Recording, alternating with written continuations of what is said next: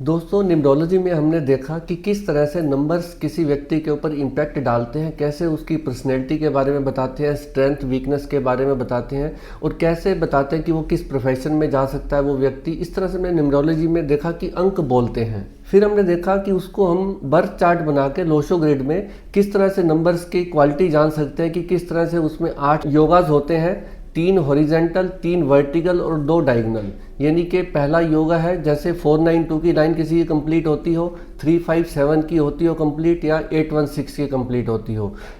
उसके बाद योगाज आते हैं वर्टिकल में, जो कि पहला योगा है 438 का, सेकंड है 951 का और थर्ड है 276 का।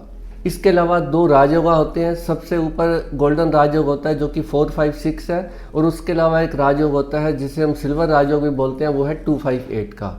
इन सभी राजयोगास के बारे में और बाकी जो योगास हैं उनके बारे में मैंने काफ़ी डिटेल में पिछली वीडियोस में बताया हुआ है। आज हम बात करेंगे कुछ एरोज़ के बारे में कि कुछ स्मॉल एरोज़ होते हैं जिसे हम स्मॉल योगास बोलते हैं, उसके बारे में आज चर्चा करेंगे। और वो योगास कौन से हैं दोस्तों? वो स्मॉल योगास कह लो, स्मॉल एरो कह लो, वो हैं 13, 93, 97 एंड 71।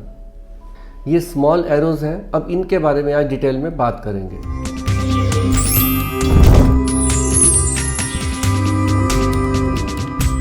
नमस्कार दोस्तों, मैं हूं सुरेंद्र खुराना, न्यूमरोलॉजिस्ट और वास्तु एक्सपर्ट। दोस्तों, आप बर्थ चार्ट में जैसे मैंने बताया हुआ है 492, 357, 816, ये पूरा बर्थ चार्ट कंप्लीट होता है, लोशो ग्रिड बोलते हैं इसे। अब इसकी बाहर की चारों लाइनें पकड़ लीजिए। सबसे पहली लाइन 492, इधर से 276, नीचे की 816 और इधर से 438। इनका जो सेंटर वाला नंबर है आप वो पकड़ लीजिए। वो आएगा ऊपर की लाइन में 9, इधर से 7, नीचे से 1 और इधर से 3। ये 4 अंकों को पकड़कर आज इसी का विश्लेषण करेंगे कि स्मॉल एरोज क्या होते हैं। दोस्तों, अगर किसी के बर्थ चार्ट में एक स्मॉल एरो बताता हूँ, वो अगर कंप्लीट हो जाए, जैसा कि 3 भी आ जाए और 1 भी आ जाए, अगर ऐसा व्यक्ति जिसके पास 3 भी और 1 भी है बर्थ चार्ट में, एरो ऑफ डिटेलिंग इसे बोला जाता है। ऐसे व्यक्ति बहुत डिटेल में जाते हैं। इसके अलावा दूसरा स्मॉल एरो है 17 का, यानी कि किसी के बर्थ चार्ट में 1 भी आ रहा है और 7 भी आ रहा है। अब ये मैटर नहीं है कि वो एक बार आता है, 2 बार या 3 बार आता है, कितनी बार भी आ जाए। 1 और 7 आने का मतलब ये होता है वो व्यक्ति रिसर्चर होता है। ऐसे व्यक्ति रिसर्च के विषय में जाते हैं और बहुत कुछ अच्छा करके दिखा सकते हैं। यानी कि अगर किसी के पास 1 भी है, 7 भी है, तो उन्हें जरूर किसी ना किसी रिसर्च के क्षेत्र में जाना चाहिए, डेप्थ में जाना चाहिए, कुछ चीज़ों को एनालाइज करने वाले फील्ड में जाना चाहिए। ऐसे प्रोफेशन को चुनना चाहिए जिसमें वो चीज़ों को एनालाइज करे, डेप्थ में जाकर रिसर्च करे, तो उनको सफलता बहुत अच्छी मिलेगी।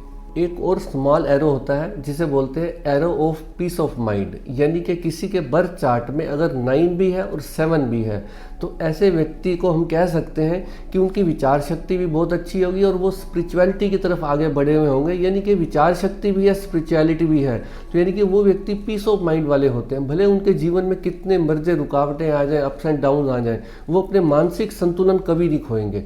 कभी भी उनको एकदम से कुछ प्रॉब्लम आ जाए, एकदम से कुछ सुनने को मिल जाए कुछ खराब तरह से, नेगेटिव वे में, तो वो अपना पीस ऑफ माइंड कभी नहीं खोएंगे वो। अब बात करते हैं एरो ऑफ लिटिगेशन की। यानी कि किसी के बर्थ चार्ट में अगर 9 और 3 इकट्ठा आ जाता है तो उसे बोला जाता है एरो ऑफ लिटिगेशन। यानी कि ऐसे व्यक्तियों की बहस करने की प्रवृत्ति होती है, मिथ्या ही खाम खा बहस करेंगे। तो ऐसे व्यक्ति कहीं ना कहीं चीज़ों में फंस जाते हैं, चाहे वो छोटी चीज़ हो चाहे बड़ी हो। अगर मान लो छोटी बहस में वो टेबल पर ही सॉल्यूशन निकाल लें फिर तो ठीक है।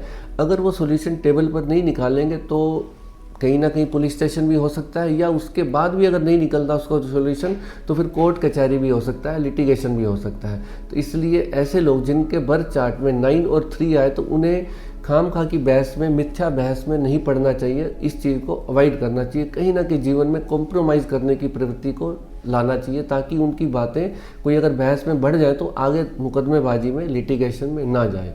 तो उन्हें खूब ध्यान रखना चाहिए। दोस्तों, न्यूमरोलॉजी हमारी कितनी हेल्प करती है हमें प्रोफेशन चूज़ करने में, अपने नेचर को चेंज करने में। कहीं पता चल जाता है हमें किस तरह से जीवन में आगे बढ़ना है, क्या हमारी स्ट्रेंथ है और क्या वीकनेस है। तो दोस्तों कहते हैं ना, अंक बोलते हैं और बताते हैं आपको कि इस तरह से आपकी नेचर होनी चाहिए या इस तरह से दूसरे की नेचर होनी चाहिए। तो दोस्तों इसका ये फ़ायदा है, अब आप अपना बर्थ चार्ट बनाइए, दोस्तों मित्रों का, अपने परिवार वालों का बनाइए और उन्हें समझिए, उनकी नेचर को समझिए, ताकि आपको उनसे व्यवहार करने में और अच्छा लगेगा। अगर हम किसी की नेचर को जान जाएंगे कि इस व्यक्ति की ये स्ट्रेंथ है, वीकनेस है, तो हमें इतना अच्छा लगेगा। अब मैंने इसका फ़ायदा ये होता है, मैं कई बार देखता हूँ हस्बैंड वाइफ का ड्राइवर कंडक्टर एंटी है, बट जब उनको मैंने कंसल्टेशन दिया, उन्होंने बर्थ चार्ट बना के एक दूसरे की नेचर को समझ लिया, तो उनके जीवन में फिर ऑटोमेटिक सॉर्ट आउट चीज़ें हो जाती हैं। तो इसलिए मैं आपसे रिक्वेस्ट करूंगा, आप अपने घर वालों का सभी का बर्थ चार्ट बनाइए, इस तरह से स्मॉल एरोज को देखिए और उनकी नेचर को समझिए, ताकि आपको जीवन में और आगे अच्छे से आसानी हो चीज़ों को समझने में या नेचर समझने में। उम्मीद करता हूँ आज का वीडियो आपको अच्छा लगा होगा, और अच्छा लगा हो तो दोस्तों और मित्रों के साथ शेयर कीजिए। चैनल पर नए हो तो चैनल को सब्सक्राइब जरूर कीजिए और दूसरा बेल आइकन को हिट जरूर कीजिए, ताकि आने वाले सारे वीडियोस आपको समय समय पर मिलते रहें। नमस्कार दोस्तों।